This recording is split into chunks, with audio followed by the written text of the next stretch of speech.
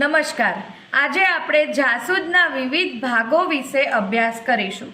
સૌથી પહેલાં આ જાસૂદનું ફૂલ છે। આપણે એના દલપત્ર અલગ કરી લઈએ। હવે આપણે વજ્રપત્રને પણ તે જ મુજબ અલગ કરીશું।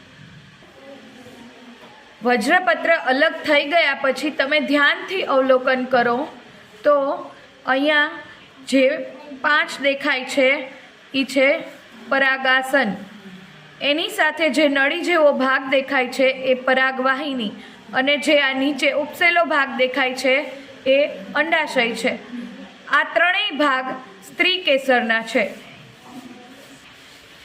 હવે તેમાં ધ્યાનથી અવલોકન કરતાં જે તમને ઉપર પીળા કલરનું રચકણ જેવું દેખાય છે એ પરાગરજ છે, જેના દ્વારા પરાગનયન થશે।